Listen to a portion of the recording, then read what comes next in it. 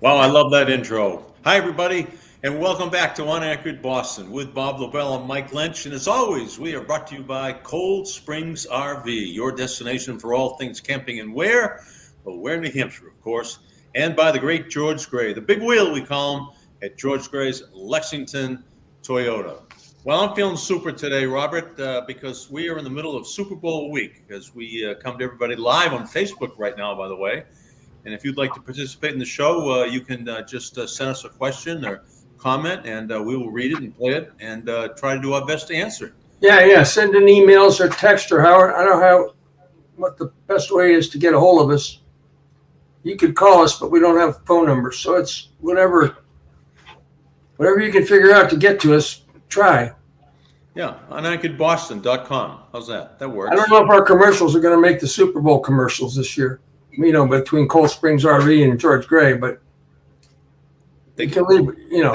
They can leave a comment right on our page, right on the podcast that they're watching. As a I think I try to do it. I've been sitting here for like 2 hours. I know, waiting for you. 2 hours, just saying, boy, I can't wait to see Mike. I'm going to get a head start. Maybe you'll check in early, and I'll get to see him and actually talk to the legend himself, Channel 5. But then again, I said, I'm going to prepare for this show. So everything hits me in the last 10 minutes. So everything I tried to prepare for, it's right here. Look at all these notes I got right here. I know. You know what? I can match it. I got them right here, too. The same thing. There we go. I got all kinds of things. But you know what? You just go ahead. Go down your notes. I can hear you, but I wanted to get a couple things that I actually prepared for that wouldn't do me any good next week.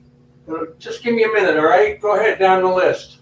Okay, well, I thought that since they're playing the Super Bowl this week, that obviously we should talk about the Super Bowl a little bit and kind of like our best thoughts and memories of the 11 times the Patriots were in the Super Bowl.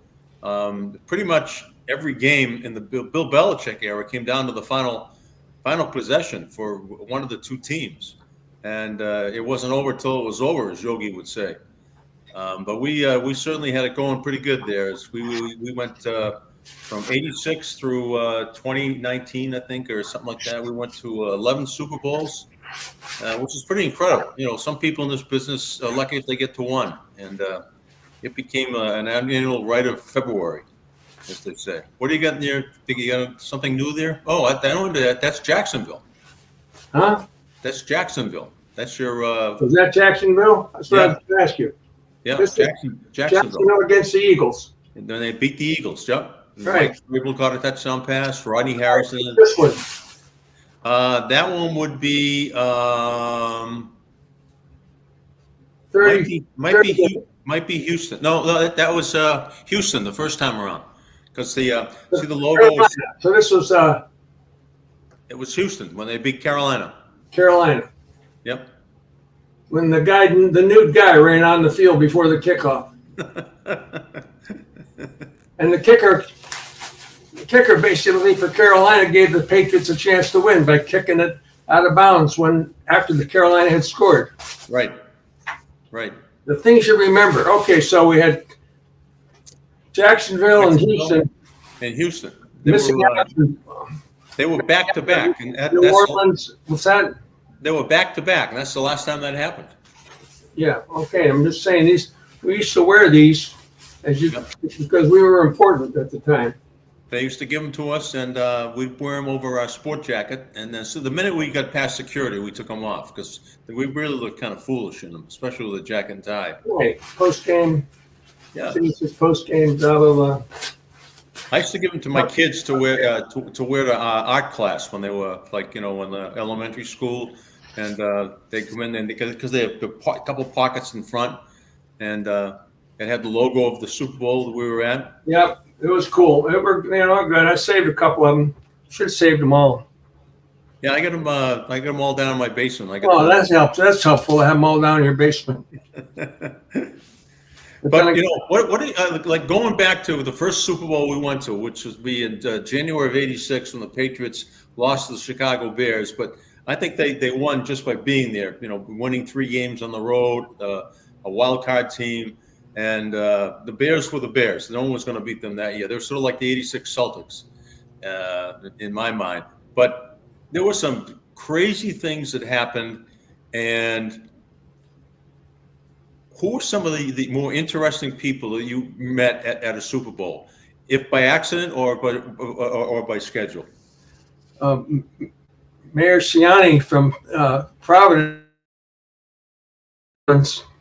We're on Bourbon Street when Mayor Ciani and the governor of Rhode Island at the time, I can't remember what his name was, but I certainly remember the mayor. And then the lights in the Bourbon Street, the lights went out. Yes. Remember, they lost power. Yes. And I never forget that. I swear to God this happened, Mike, and I think I told you this, right? I don't know, but go ahead. Well, that's true. How would you remember? First, we went down there, and everybody had candles or whatever. But in New Orleans, like in Las Vegas, the show must go on. Yes. So if you're on Bourbon Street the week of the Super Bowl, you're either at Pat O'Brien's or some other place, and there's this. It was, I don't know if it was a eating establishment, but it was more like a bar. Okay. And then it was right around the corner after I'd talked to the Mayor Cianci, Brush with Greatness. I walk in the door and there's this, I don't know, girl on a swing, a woman on a swing. It's New Orleans. What are you going to do, right? It's not something you see in Massachusetts, but correct. That's why you went in and took a look. And then it was one of those, hey, it's Bob Lobel. And I said, no, you have me mistaken for Mike Lynch. It happens all the time. I swear that happened. That was, okay, that's memory number one. But there were a lot of others, as I'm sure you had. It was your case. I mean, they're just crazy. The night the lights went out in the entire French Quarter, by the way, it wasn't just Pat O'Brien's. It was the whole French Quarter was black. I mean, so I had like one of those Casio watches on, that you sort of lights. And the great thing was, since they had no power, the bartenders could not open their cash registers to take money or to give change. So it was all kind of like an honor system. And everyone said, all right, how many of you had, I just ordered 6 Hurricanes to the table over there. I'll keep a running tab. And the power eventually came back on. And I swear at least 90% of the people came up and said, hey, we had 12 drinks while the power was out. How much do I owe you for that? And he says, $6 a piece and blah, blah, blah, blah, blah. Just give me $50. We'll call it a deal. Thanks for being so honest. And everyone was coming up and doing that. I thought that was really kind of cool. You figured, especially from Boston, people would say, I'm out of here now. Boy, No, I'm just saying, they must not have been from New England. Yeah, they must have been from, let's see, who did we play down there? Green Bay, honest people from Wisconsin, right? Yeah. And then the other time was the first one with Belichick. But I think it was the game that they lost to Desmond Howard in the Green Bay Packers. I think that's when the lights went out, I think. That sounds about right. Yeah. I'll never forget that. I'll never forget that great scene. Kraft and Parcells walking down. It was the money shot. Yeah. They weren't speaking to other, but they did this video thing or walk down, as you remember, down the stairs or something, side by side, just so they could get their picture taken together. I don't think Parcells wanted anything to do with it, but no. We all know about Mr. Grammy, Bob Kraft. Red carpet. Red carpet. That's another thing, okay? I know. Go ahead. You want other things? I'm not going to forget because I have it written down. So I got things I want to talk about. But go ahead. Other thing. What about famous people or anything that you ran into that? Yeah, I wrote a couple of them down here. When they were in Indianapolis playing the Giants for the second time, I went down. Tom Gill was the team doctor, and everybody's been operated on by Tom Gill. So anyway, I was down talking to him, and I was with Mike Dowling, and so we were just sort of standing there killing time, trying to see if we could sneak out on the field. And we heard this golf cart coming down the hallway, and it's one of those golf carts that has like 3 or 4 seats in it, but the seats in the back were facing backwards, and they were going beep beep beep beep. I go, oh, sorry, I got to get out of the way. Excuse me, my fault. And the car slows down, and then as it takes off, riding in the seat facing backwards was Madonna. And like, and she had a hood, like a hooded jacket on, you know. And I was with Mike Dowling, and we both looked at each other like, "Wow, you kidding me?" We went, "Hi, Madonna. What the hell is her name?" "Hi, Madonna." And she gave us a little wave. And it was kind of cool, you know. It's like Tom Werner waving to Ray Charles. Seriously, that happened. Okay, this is full throttle, Tom. So then we had another time. We were in Arizona. This was the Malcolm Butler game. The second time they were in Arizona. And I couldn't stand it when they made us all get in line, and follow the blue line all the way down like 9 flights of stairs. And then you see nothing. And they sort of put you in this pen. Yeah, but you're afraid to take a shortcut because you might get lost. Well, so I said, I'm gonna beat the system. There you go. All right, Mr. Rebel. I'm gonna get out in the field, and I was with Scott Isaacs, our producer, and we're going down, down, down. We made it to level 4, level 3. This is next level field level, and every door was unlocked. Every single door. We got down to field level, locked, and the door behind us, locked. I said I could be here for like days, and no one would know. Shoot! I said I rolled the dice and I lost. Just then, the door to the field opens. And who's holding those? "Hey guys, how you doing? You want to come out in the field?" "Reverend Jesse Jackson." I said, "Thanks, Reverend." He goes, "No problem, guys." And we got out into the field, and that was the Malcolm Butler game. Wow, hard to believe. Yeah, hard to believe. That's good stuff. I didn't hear that story. Yeah, and then when they lost to the Eagles on the Philly special, that was in Minneapolis, right? So I'm standing on the field, and people are coming by left and right, and I'm looking, and walking right toward me is former Vice President, now President Joe Biden. Wow. And I said, "Wow, here comes Joe Biden. Joe, Mike from Boston, we're on live TV. Can you join us?" And I think we have a picture of that, Keelan, if you have that, with me talking to Joe Biden, and there we are right there. Look at that. His 2 Secret Service guys weren't happy about it, as you can see, but he was. That was like, I'm just standing there saying, "What the heck? Look who's coming to me. Oh, let's give it a shot." So we did give it a shot, and there he was. So I interviewed a president at the Super Bowl. Well, you both looked a lot younger. So those are my things. Off the top of my head, those are the things I can remember. And they're all, chance things that, were not scripted. They weren't, just by being there and just, step in one direction, the other direction. By being there, right? Like, yeah. Like the movie. The number of people we saw. I did Tracy Yancey and you did Joe Biden. That's about right. Buddy C. Yancey. Well, anyway, that's pretty cool. Yeah, it was a lot of fun. It's funny. The first 3 Super Bowls the Patriots played in were all in New Orleans. The Bears in '86, the Packers in '97, and the Rams. The Rams in 2001. Right. And all of them had something different. Like after the one in '86, remember Ron Borges had that exclusive the next day that there was a big drug problem on the Patriots. Right. And there was a team meeting, and we were just ready to get on the plane, get home, and like, here we go again. Now we got another story we got to chase, for days.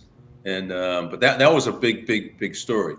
Then when we went in '97, the big story was Parcells not coming home with the team.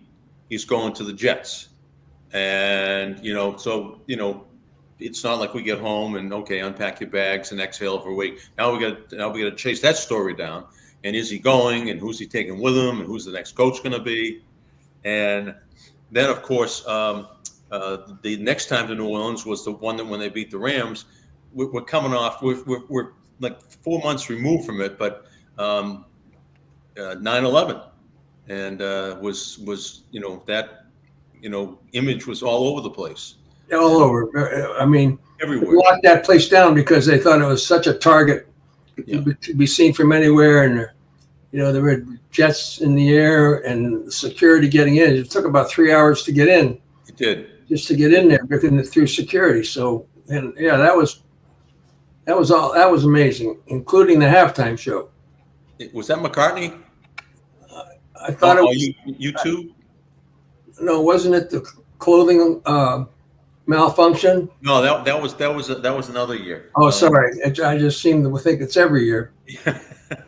Um, but you're right. This is the first time they set up chain link fences, barbed wire on top of them, and we had to, go. It's like Disney World, weaving back and forth and back and forth, and then I remember we stayed out overnight and we slept in the van overnight instead of going back to the hotel. We weren't going to leave because we had to do like a 5 a.m. thing with the morning news back in Boston because they had won. And so instead of going out and coming back in, we stayed all night in the satellite truck. I had the news people do it. I went back and slept. Well, that's because you had some juice. I didn't have any juice. That was incredible. That Super Bowl. That they won it was incredible. But how they won That's it. what I said to Alice Cook. I'll never forget it. I said, "Do you believe we won the friggin' Super Bowl?" I mean, that was it. Do you actually believe we won the friggin' Super Bowl? Yeah, yeah. And it was just, it was incomprehensible, actually, to knowing where that team had come from to what had happened. Yep. And the whole John Madden thing, thinking that, they ought to go for overtime and, Yep. just be happy that they are where they are. And they were 14-point underdogs. More. I think they were like 17, I think. Whatever. It was just. It was big. The greatest show on turf. And Which brings me to another point. I just want to say, I don't want to disrupt what you're talking about, train of thought, but one of the great things, and I'm not going to call for it now. One of the great things that, don't forget to call and leave a comment on email or whatever you want to do. What's the address, Mike? UnAnchored Boston. UnAnchoredBoston.com. UnAnchoredBoston.com. We get a little comment thing over here, and right. See it on the screen, Bob, right there. UnAnchored Boston. That's what it says. Stupid. Okay, that's good. So here's my next couple questions. I wanted to come down here. The Super Bowl commercials are always, it's always been a big part of the Super Bowl. Yep. In fact, one of the reasons you'd always watch teams from out of town that you didn't really care about was tuning in and watch the Super Bowl commercials. But that's beside the point. We might be able to play a few of the best Super Bowl commercials of all times. I don't know if you remember any of them. I just remember that Cedric the Entertainer did one when he was with this hot date on the couch, and he went in and get her a couple beers, and he was so excited he was shaking the beers, and then he went back up and she opened the beers and it came out all over. I thought that was really one of the best of all times. But I also like the guy that kept putting the dollar in the Pepsi machine and it kept coming back out. And then there was a Cindy Crawford one when she went, and I got all these, and then the Budweiser Clydesdales. They'll be back this year. Did you know that they're coming back? I saw. Just before we came on to do the show, I saw them. I might have it right here. Oh, no, I don't. But I didn't. I just saw the beginning of it. That's all I saw. It's all right. They're coming back. So okay. Let me ask you this. I was talking to some people this last week, doing this informal poll about the owners in town of the 5 sports teams, including one of our favorites, Revolution. So, look, you had this. Okay, you got Jeremy Jacobs. He's probably been around longer than any of the other owners. Wick Grossbeck of the Celtics, Jeremy Jacobs of the Bruins, Robert Kraft of the Patriots, and John Henry of the Red Sox. And the question I've been asking, and here you go, I should have run this by you before we went on, but for whatever, if you had to rank those 4 guys, Kraft, Jacobs, Henry, and Grossbeck, I don't know if you want to start at the top or start at the bottom, but it's your choice. If you want to start at the top or start at the bottom, starting from best to worst. And, while you're thinking, I can just bring up another story, and that's Bill O'Brien on PTI last night on on ESPN that had the story about Bill O'Brien, Dorchester kid, grew up in Dorchester, went to St. John's Prep. Andover. But he grew up in. No, I think he was born there. He grew up in He Andover. was born in Dorchester, grew up in Andover, but went to St. John's Prep. Right. And then went on to Brown University and right. And Bill O'Brien, who's just left the Patriots to take a job at Ohio State, is on his way back, perhaps on his way back to be the head coach at Boston College. That's a big story, and it just hasn't happened yet. It's still in the works. Bill O'Brien coming back to be the head coach at Boston College. One thing, he's going to a better team than he left, and I'm not talking about Ohio State. He's going from pretty much forget Ohio State, from the Patriots to BC. So he's going to a better program and a better team right off the bat to be their head coach. So having brought up the Bill O'Brien thing, I'll get your take on that, and also going back to the 4 owners. Okay. I would love to see Bill O'Brien back here. His wife went to Boston College. Obviously, he has local roots. They have a severely handicapped child who requires 24/7 care. And so, they've been around the country. It'd be nice to have them back here. I just would like to see whoever takes his job. And then Brian Flores, who played at BC, is another candidate too. He's the defensive coordinator, I think, for the Vikings right now. But I'm so sick and tired of this BC job being a jumping off point for coaches. So many guys have used it to get into the NFL, get to another place, when they should be hiring somebody who loves Boston College, who loves the region, and will stay for 15 to 20 years. That's what I would like to see them do. And they played the same game with their athletic directors. They should have hired Barry Gallup 20 years ago to be the athletic director. He would be a lifer.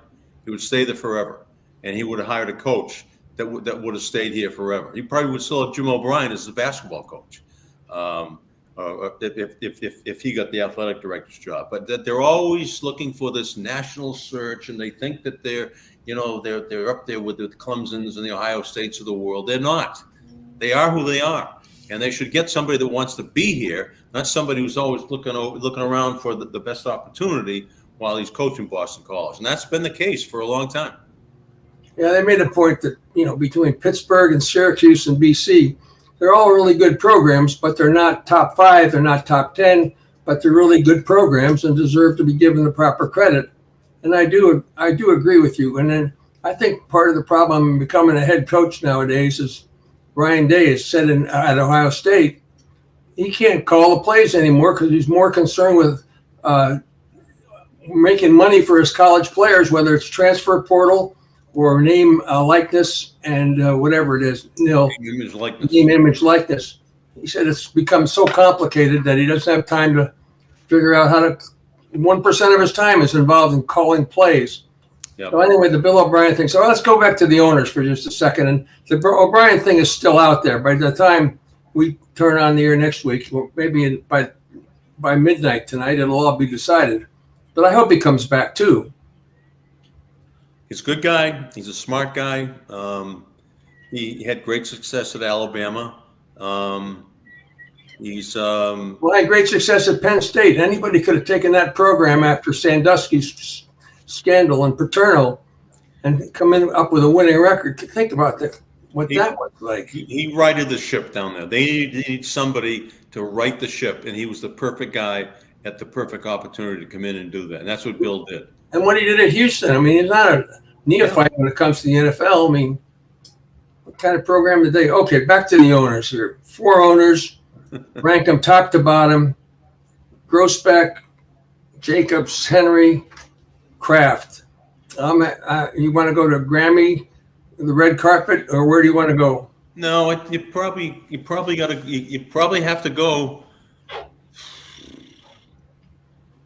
I mean, you probably have to go Robert first, even though he sort of this thing fell into his lap when Tom Brady. No one knew, a 6th-round draft pick no one knew what the guy was going to be like, and we all know what he did.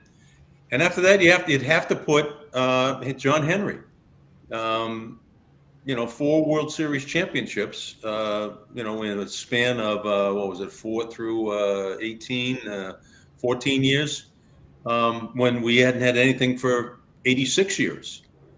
Then you'd have to go Wick Grossbeck. I think he's done all. He's come up short in the championship. He lost in the finals once and won it once in 08 and 10. He's been a contender. And I think the last one, because there's always been so much acrimony around the guy, Jacobs. He's a guy who's sort of the guy behind the curtain that you never really saw because he never was really around here. He spent most of his time in Buffalo, up at Delaware North. So you're going number 1, Kraft. Yep. Number 2, Henry. Number 3, Wick. Yep. Number 4, Jacobs. Yes. So interesting, really. We should be at a bar talking about this, because I'll buy the next round. Okay. Yeah. No, the answer is no. You don't have to do that, Bob. I would have done just the opposite, Mike. It's so interesting because, we could spend all day on this, but we don't want to because there's other things to talk about, like Theo, Belichick's letter to the fans. I got it's all here. Beanpot, which Harvard is not a part of.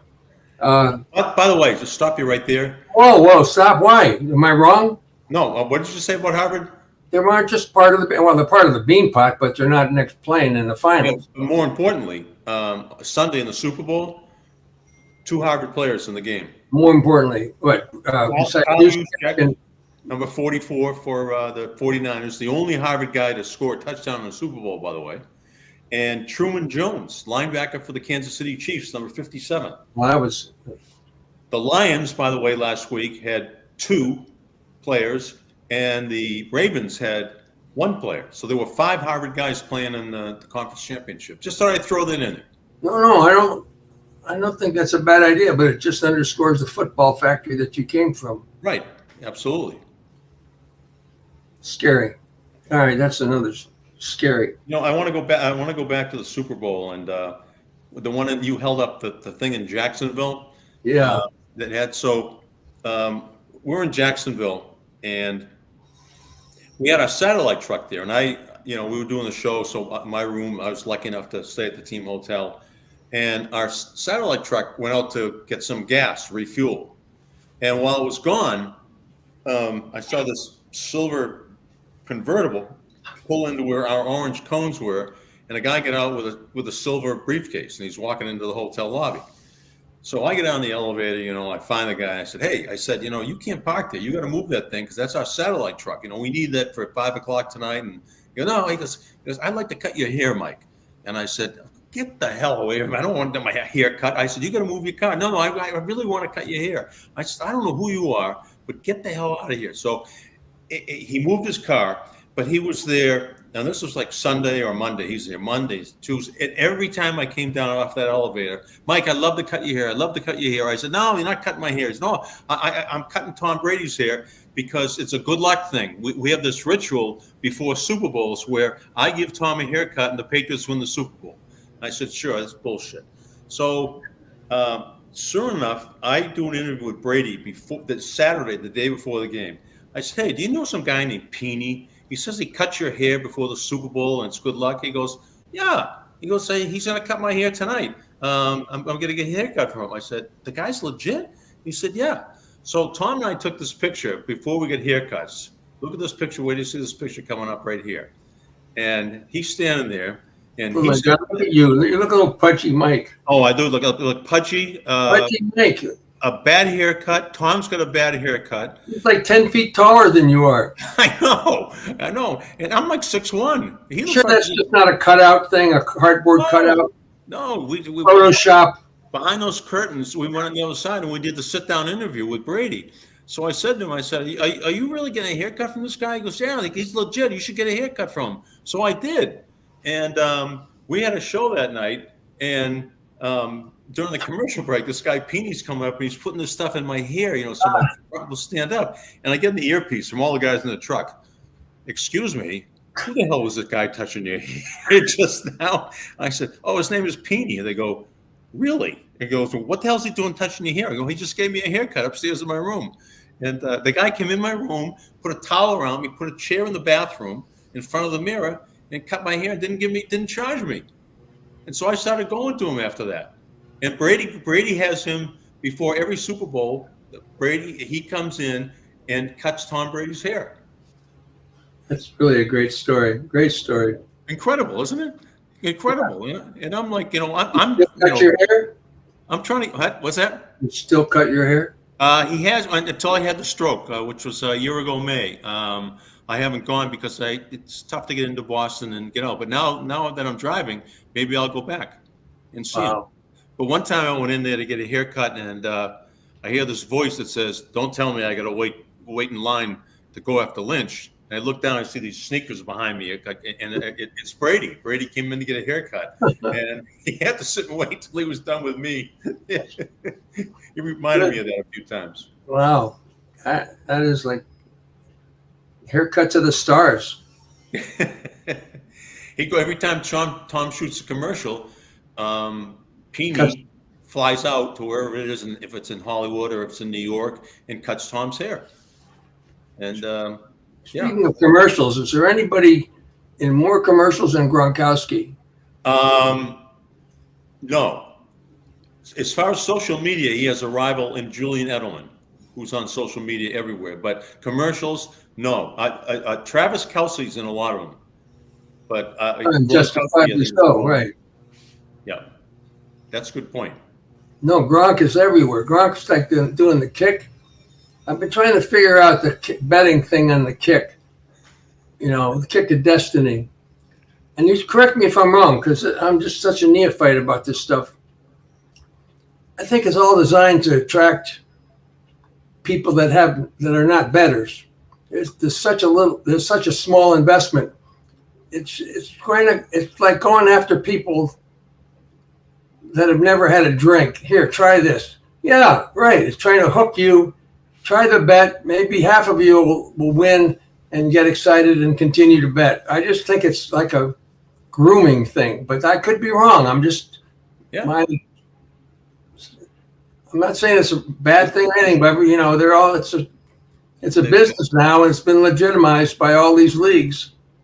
If I talk, I'm going to talk to my mother tomorrow, and if she tells me, if she asks me if she should take the over or under, I don't know if your theory works, that she got hooked by one of these commercials. I just think the bet thing is such an easy play. Yeah.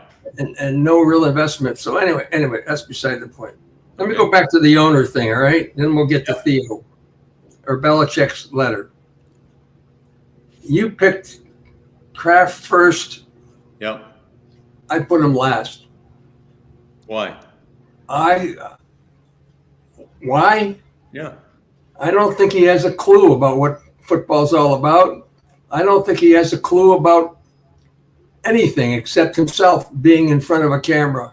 Don't you remember he was a scat back at Columbia? Yeah, that's right. But it was like small, but it was not varsity Columbia. It was intramural. Thank you.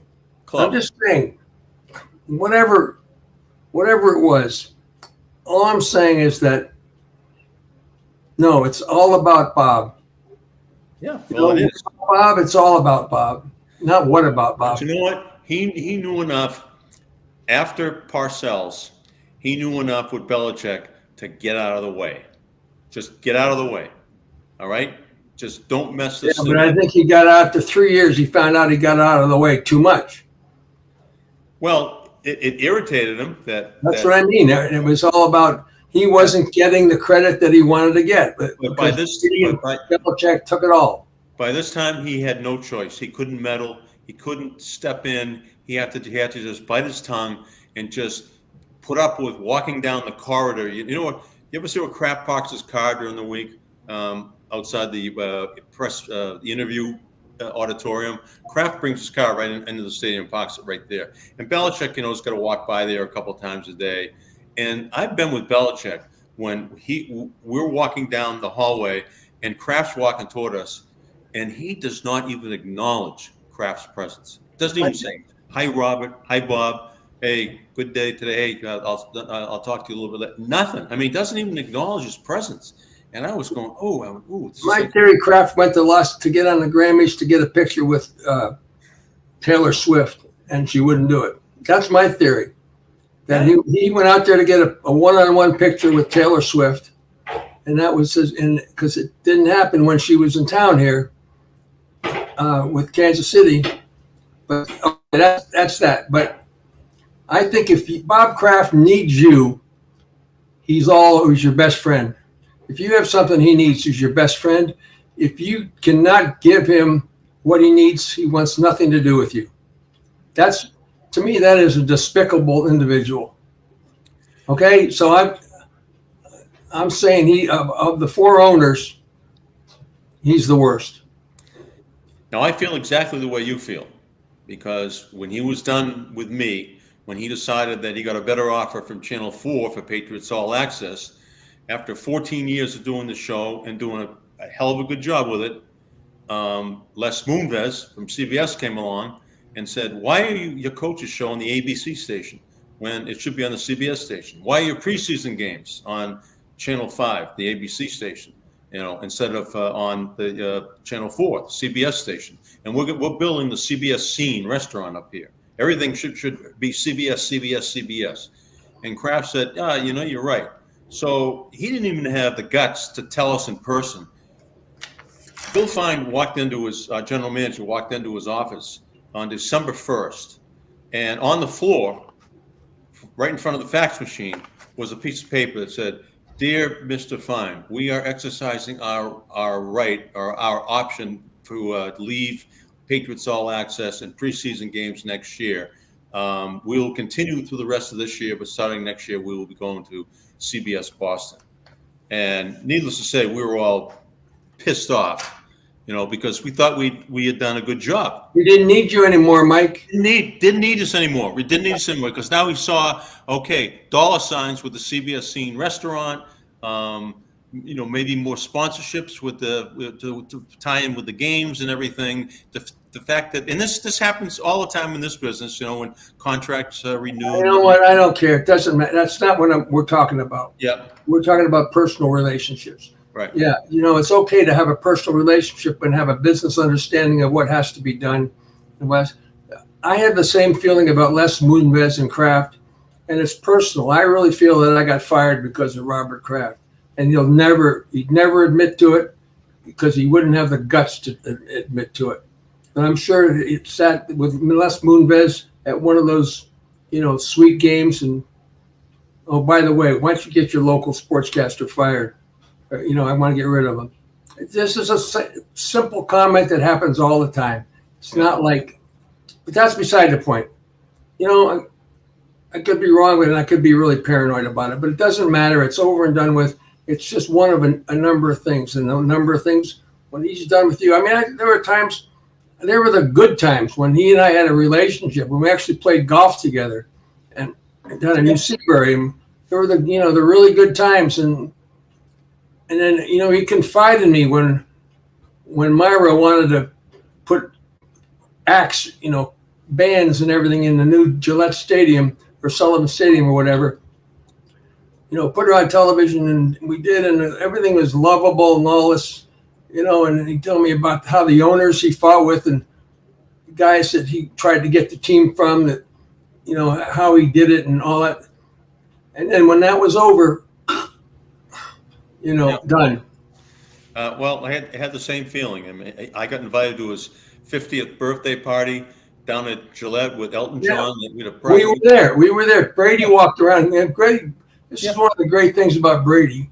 With the Kraft asked him to do it, but he walked around and smoothed himself at the tables, introduced himself, went around, and was the perfect gentleman. But it was the Elton John 50th party.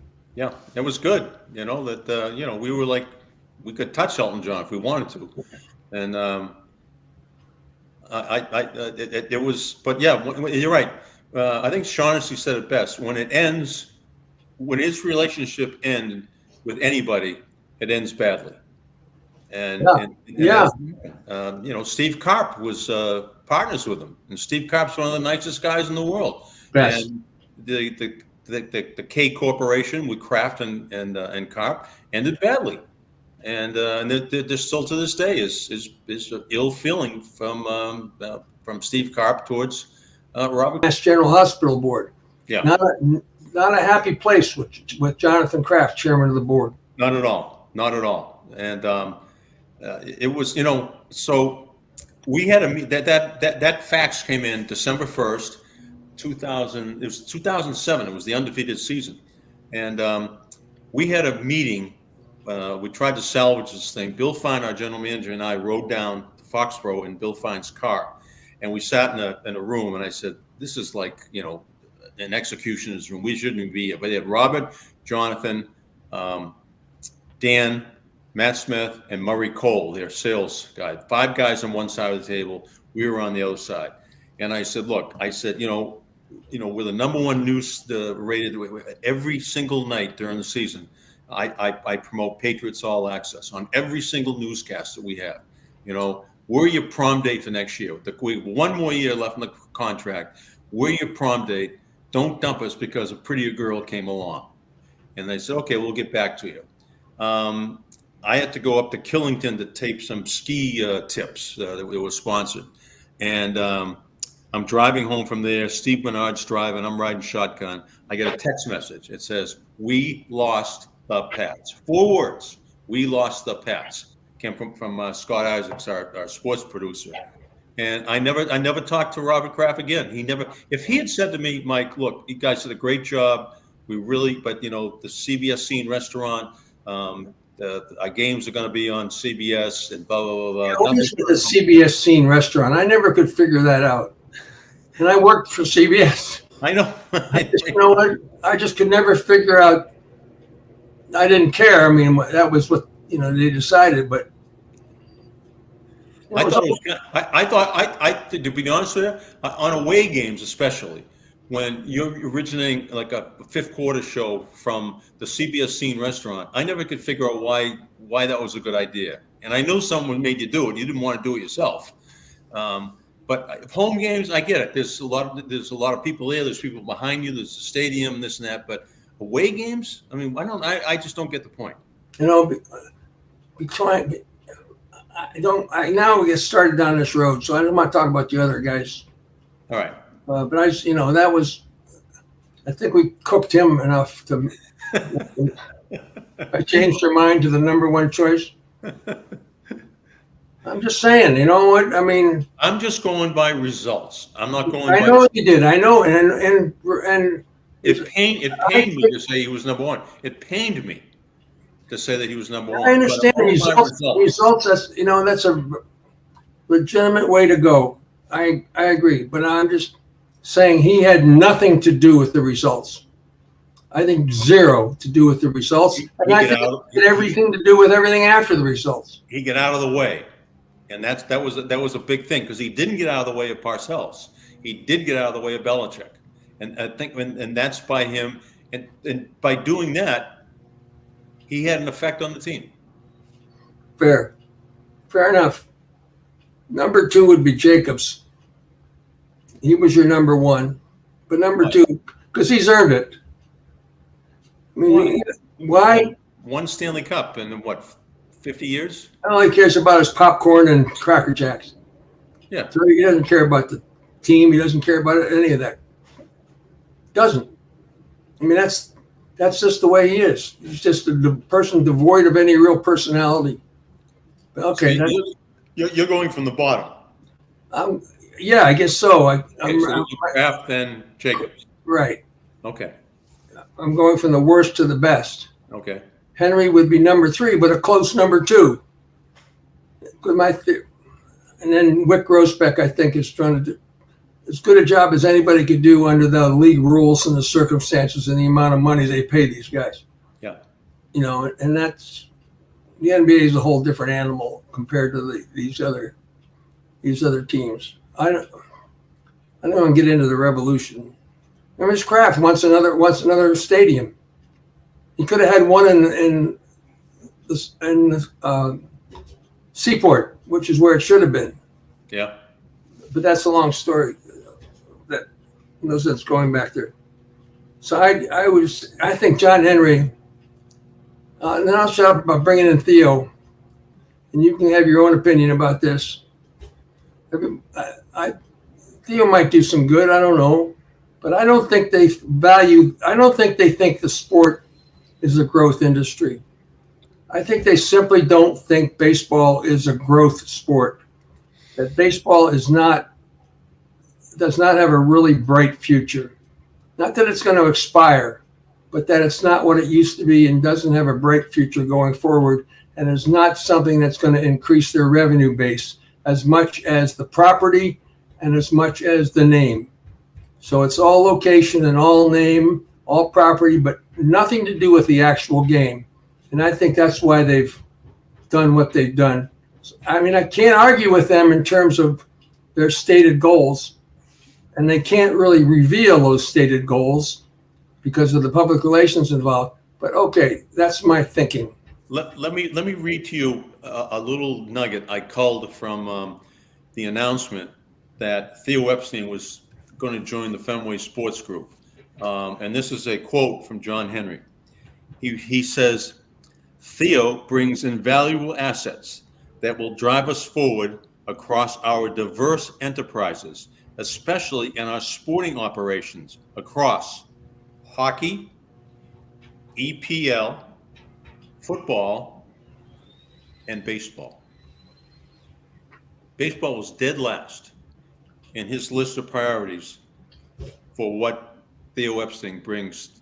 And that's really no surprise, because all we hear about is Fenway Sports Group is invested in soccer, is invested in the Penguins, is invested in music venue, is invested in real estate, and we've seen the results. They finished last 3 or 4 years. Let me ask you this question: say we had like your son, grandkids, are of that age where they can't wait to go to Fenway, have Grandpa Bob bring them into the pro shop and buy a nice jersey, their favorite player.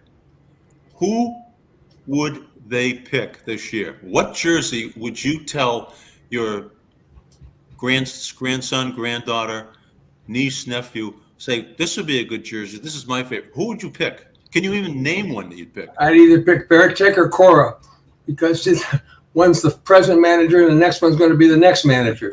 So I don't know anybody on the field. Seriously. That's incredible, isn't it? That's a great question. And before you said, do I want Pedro? Do I want Pabi? Do I want Pedroia? Do I want Nomar? Do I want Manny? Do I want Ellsbury? Do I want Trot Nixon? There was this a dozen to 15 players you could pick, and they'd all be good choices. There isn't one. Mike, I think they've determined that baseball is not a growth opportunity.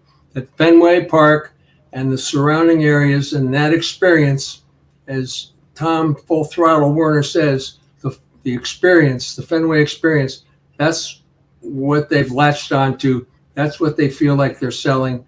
And to invest into the other thing, the sport that I think they perceive as, I wouldn't say dying, but certainly not a growth opportunity. That's it. It's a matter of philosophy.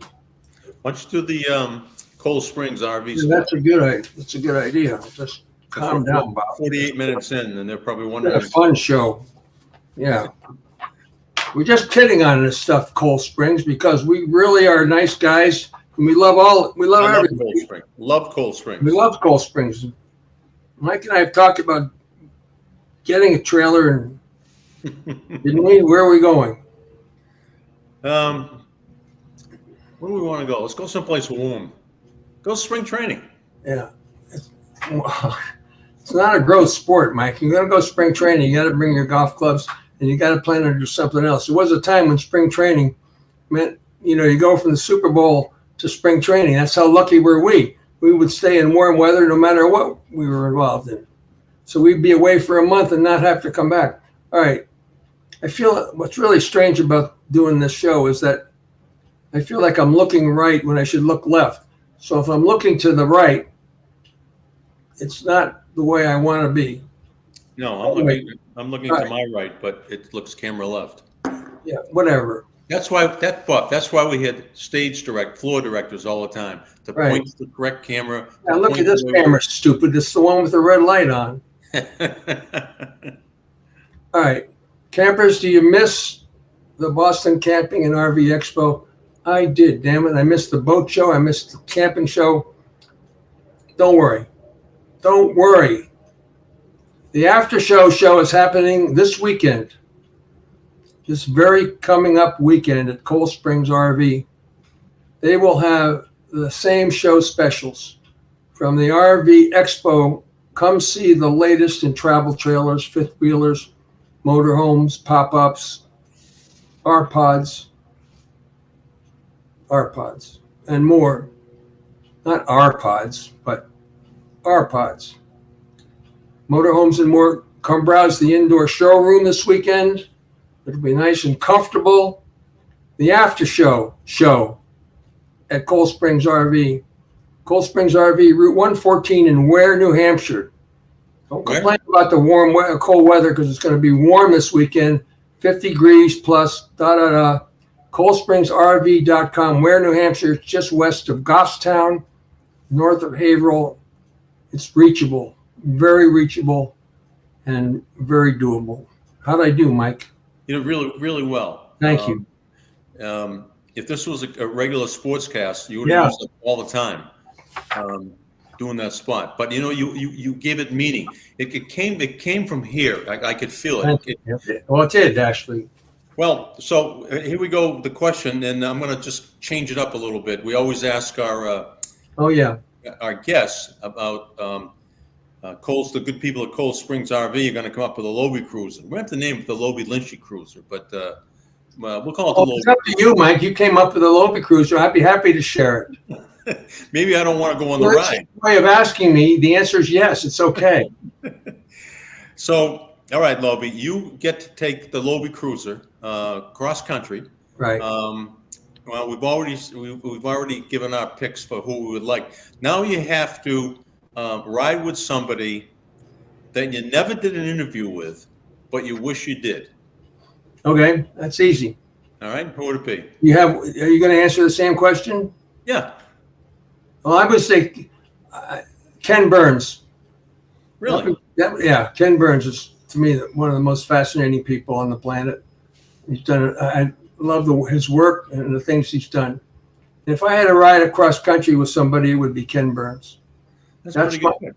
Thanks. Thank you very much. My That's first one was Muhammad Ali, but Ken Burns already did a documentary on Muhammad Ali. And so I think his work is fantastic. So, okay, that's nice for asking. One of my, I think one of our guys said Jackie Robinson at one time, and I think he'd be a fascinating person to talk to. Yeah. And so I'm going to pick him. Good. I think that's good. There would just be so many stories. I'd be horrified by the time we hit the Connecticut, I'm sure. But I would love to hear him just bare his soul about the things that happened to him and his family, and what just drove him to persevere. And that would be my pick. Good one.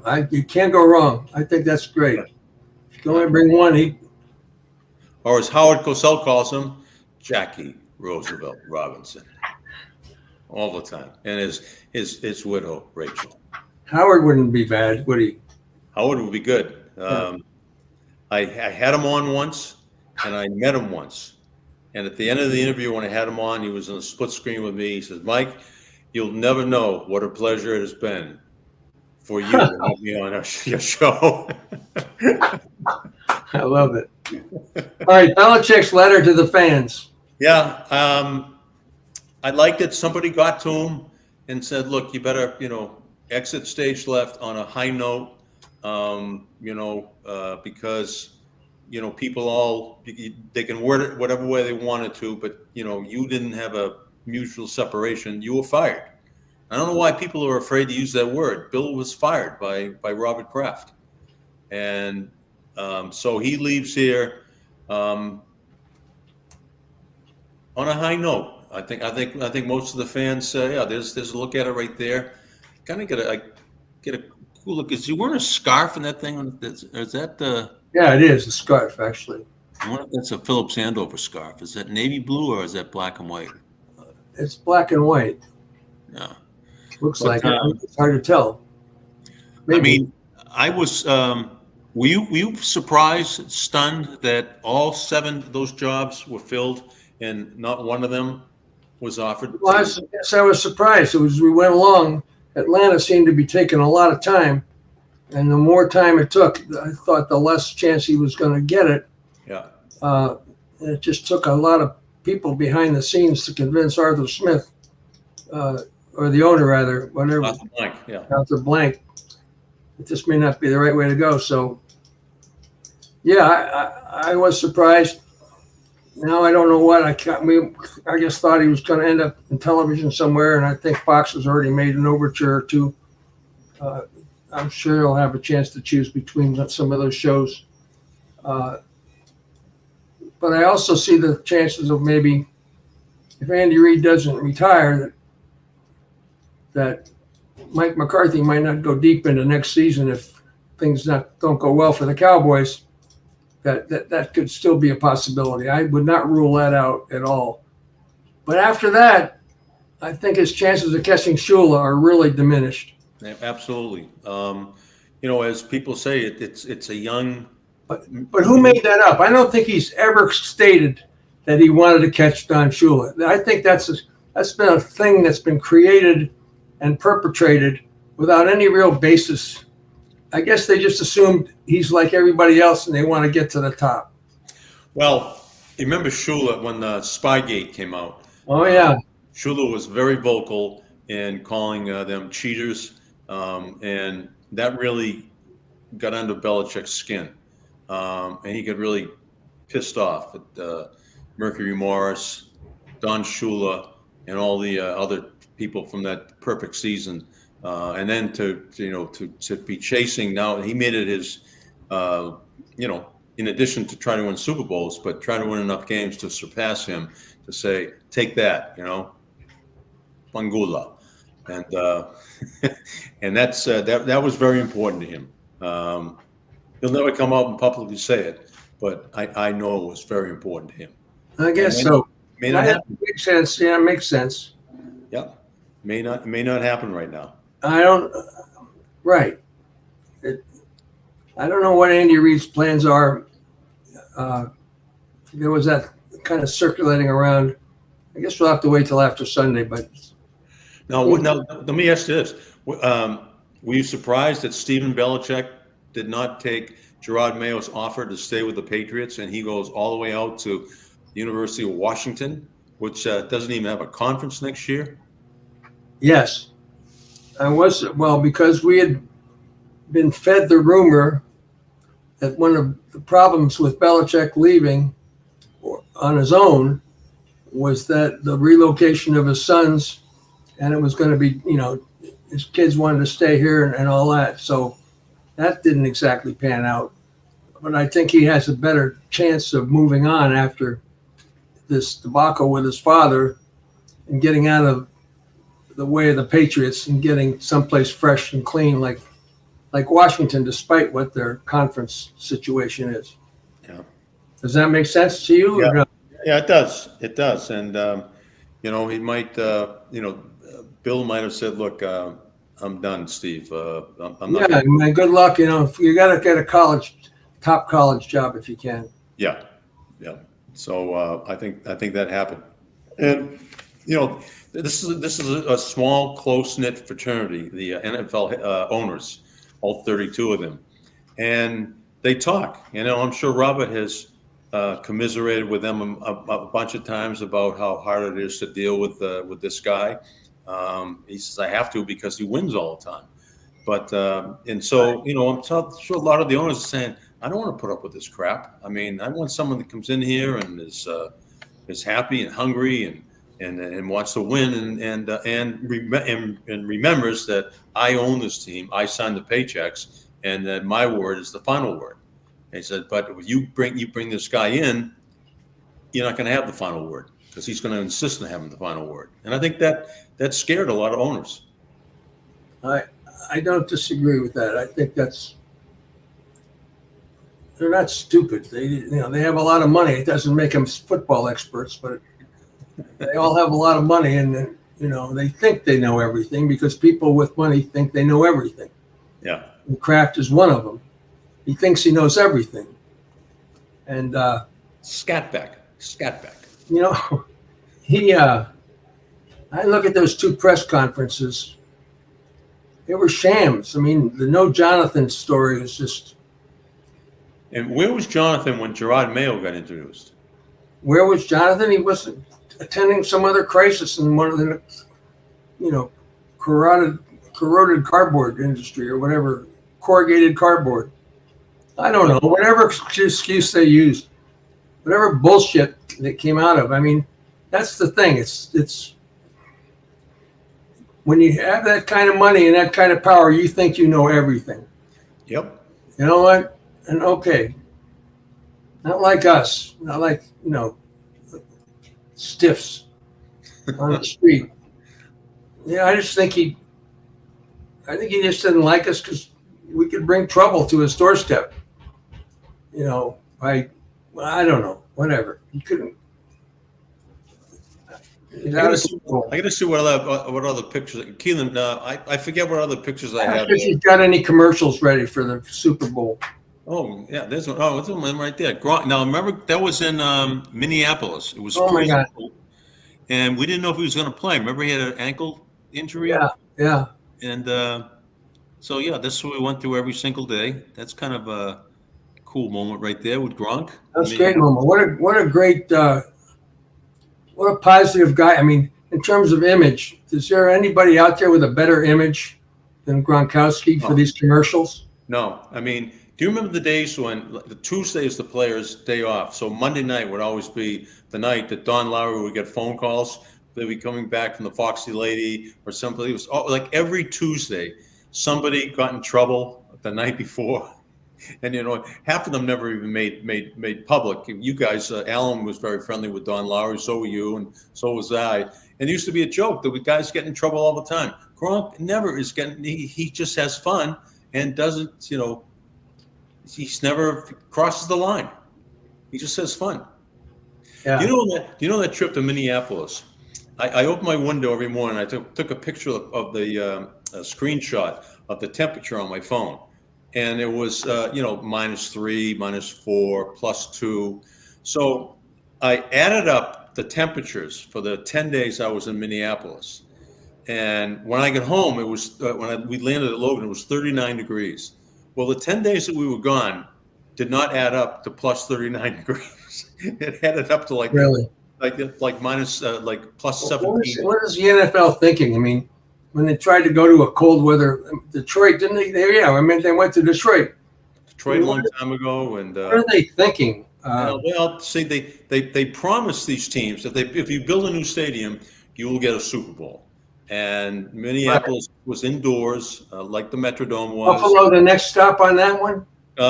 Crafty Kraft will try to get one in Foxborough before they're building a new stadium, so, but it's not a dome stadium. So I don't know. But it was cold in Minneapolis. I spent the entire time in the Mall of America, except for one night I was in St. Paul outside an arena with a hat on. And I heard Belichick at the media day telling everybody about Phillips Andover. So I wore my Phillips Exeter hat just to counter his talk about prep school boys. I don't know. Shame on both of you. What else is Keelan? Is there anything else that I brought? And then Bob can play his commercials. Oh yeah. So this was at the. Keelan, do you have any Bob pictures? No, wait a minute. At the NFL Experience. Oh. Now remember, we were coming off of Spygate and inflated footballs. Remember? So yes, of course I remember. How can I forget that? This woman worked for Wilson Sporting Goods, and she made the football right in front of you. And then they inflated the football to the specifications that are legal, which I think were between 11.3 and whatever it was. We all knew the numbers then.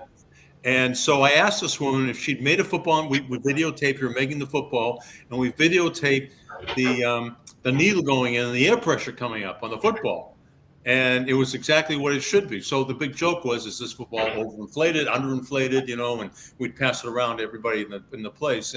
And she said, nope, every one of my footballs, when it leaves my hands and it goes to the teams, is in the exact same it should be.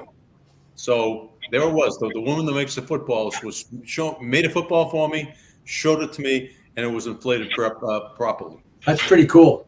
Yeah. Yeah, I think that's very cool. Yeah. It's good. Yeah. Well, you know what? The commercials coming on here, we have them next week. The best Super Bowl commercials. USA Today, right? He always comes up with their list. Yeah. Speaking of which, I gotta get a big plug in here for George Gray's Lexington Toyota. Yeah, it's a big plug since they're a sponsor. We don't call it a plug, Mike. It's not a plug. A plug is, You drop it, yeah. A restaurant that, I went to Federal or whatever restaurant you want to plug. Okay. But this is not a plug. This is a legitimate. All right. If you're thinking about a new vehicle, go where Lobel and Lynch go. I'm on the list. There's a new one being delivered soon. Yep, I got one last September. I got it at the RAV4. It's beautiful. And so go see our good friend, the big wheel, George Gray. Electric? I'm sorry, I didn't mean to interrupt you. Is it electric? No, it's not. No. Trying to decide.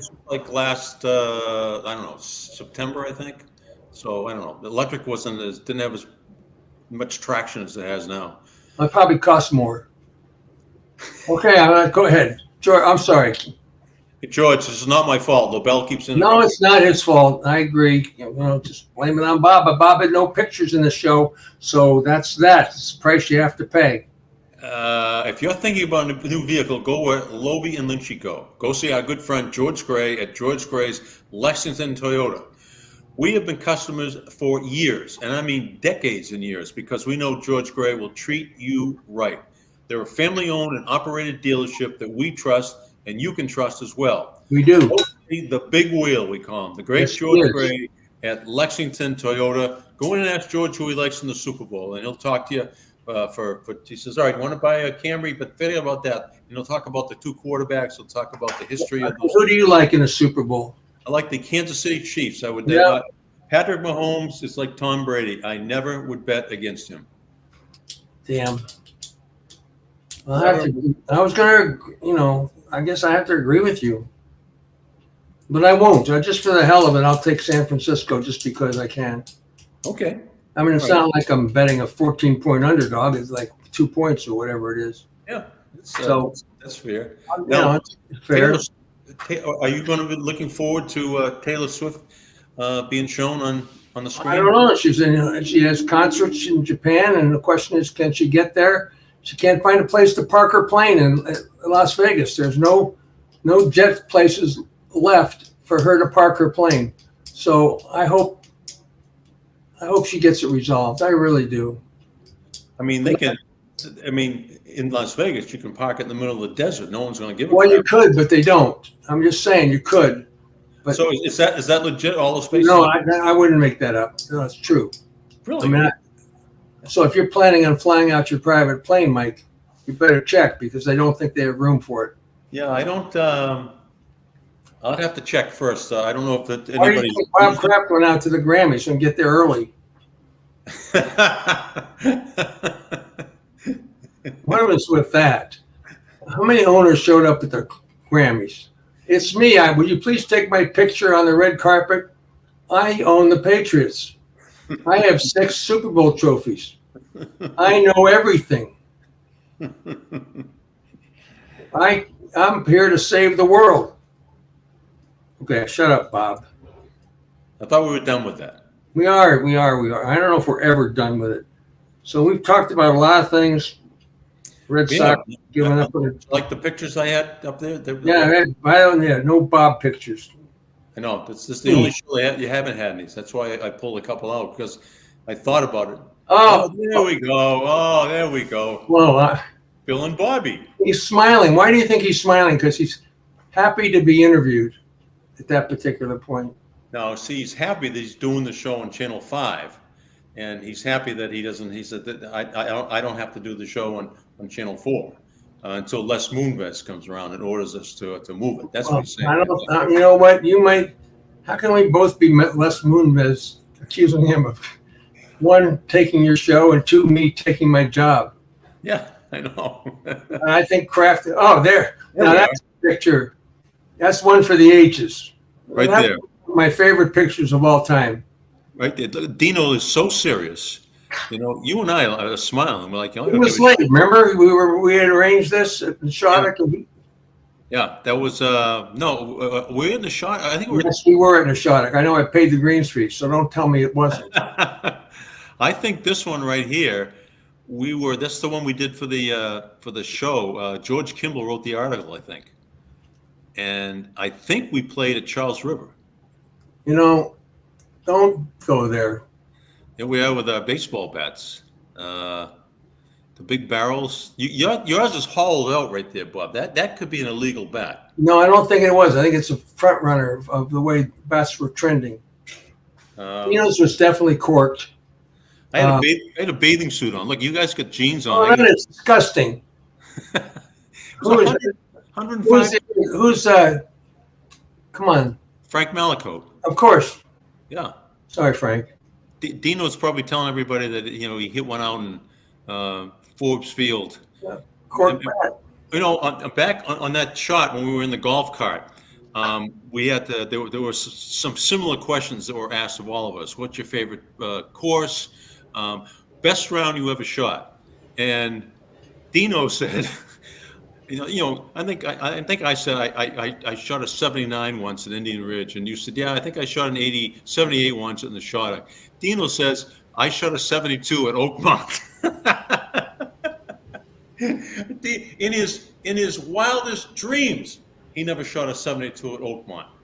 Yeah, but how'd you do on the back nine? It was. You sure that wasn't a Shattuck? No. You're not sure. No. You shot 78 in the Shattuck. I shot 79 at Indian Ridge, and Dino shot 72 at Oakmont. I mean, the best 9 holes. Honest, the best 9 holes I ever played was with Bob Kraft. Believe it or not. But we were like buddy. We played down in New Seabury, 9 holes. It wasn't the Ocean course. It was the other course. 35. I parred the 9, never to be seen again, never to be duplicated again, not even a sniff again. But that was the best I ever had with Kraft, and I saved the scorecard and everything else. So maybe I should be a little kinder to the guy. Maybe he'll sign it for you.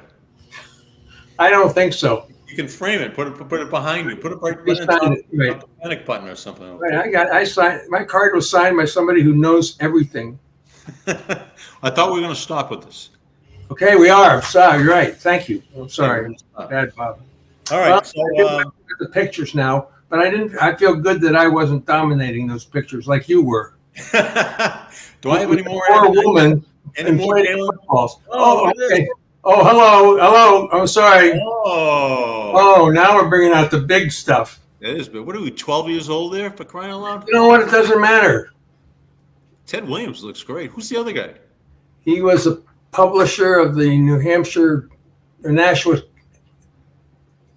newspaper, I think. I think so. That was down at Citrus Hills where Ted was. Yeah. Ted lived. Yeah, that would be him in the middle with his arm around the guy. Yeah. My really good friend. Okay, well, that's just kind of just now. Oh, no, not another one. Boy, look at you. I know, I'm just saying, I feel guilty now. No, it's good because I should have sent more pictures to Keelan, but Well, I feel guilty. Yeah, maybe you should have, and I'm sure you would have. Ted was happy. I had a president in one of mine.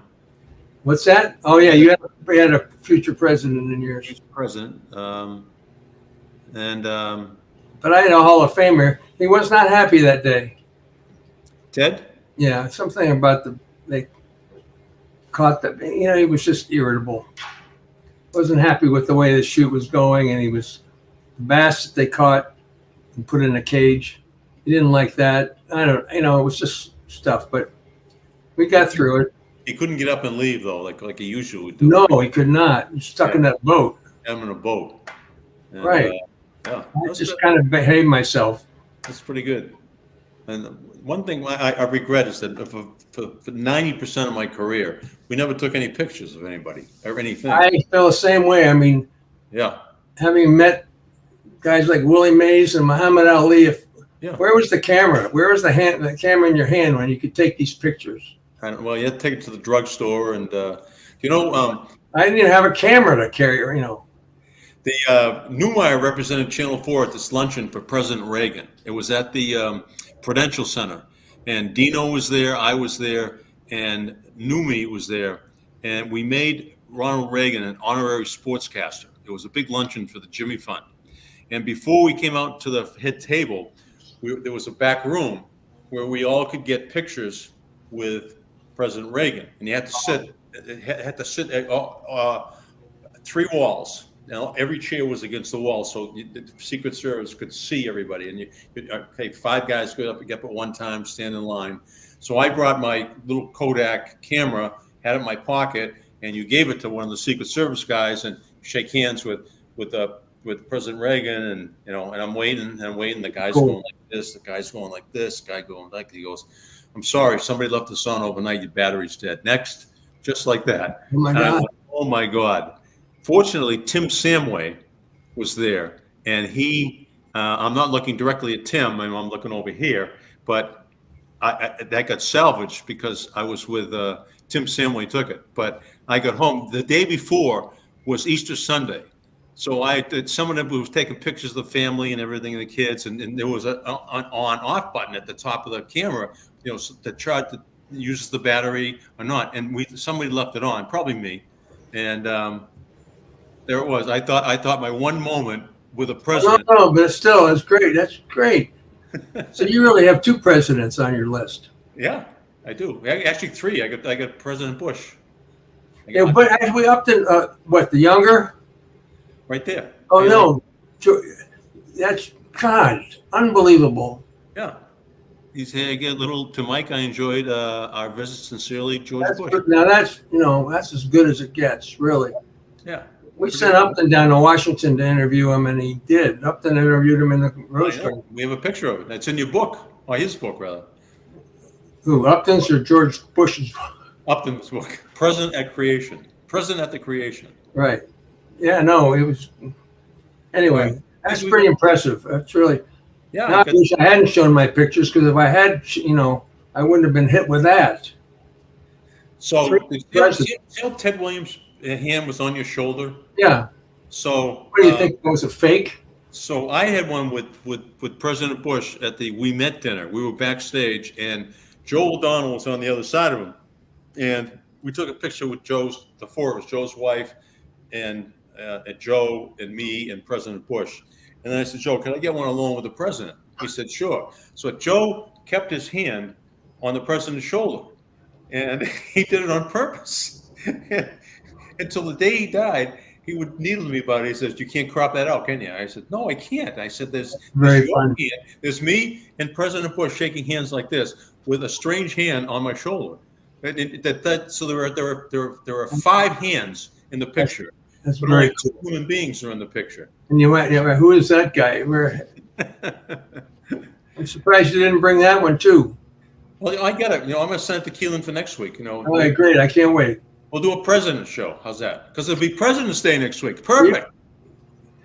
You might be alone on this. What a great idea. President's Day. A great idea. I have all the pictures I can find of me with the presidents. I'll bring the Super Bowl commercials, so maybe. Yeah. I won't have a reason. I don't know what to say. I'm flabbergasted. Why don't we I won't get a night's sleep for the next week. You could bring the president and general manager of WBZ. That's a president. Yeah, that's true. Right. We could do that. Oh, well, only with those guys, right? They didn't know everything. Yeah. So, All right. All right. I'll figure out something. all right. So should we say goodbye, Bob? It's only I been think it'd be a good idea. 20 Yeah. minutes, I think. So Did why a don't great we? job, Mike. That was fascinating. It was really a lot of fun. And Yeah. I mean, sometimes when you get a guest, they're not as much fun as you and I. look at Uh-oh. that, Bill Russell. Oh wow, Oh my gosh. what a name! Now who's the guy sitting next to Russell with his hands full? You know what? There you go. It's probably Joe O'Donnell. Might be Bobby Orr. No, it wasn't. Stuart Believe me, if I Lang. had to do that show over again, I'd do Orr. I'd do Russell. There you go. There you go. But never to be repeated. All right. So long, everybody. Yeah, And, thanks. Thanks for you guys back in the control room digging this stuff up. Great job, Keelan. Great job, Jim. But don't forget to follow us on unanchoredboston.com. And we appreciate it.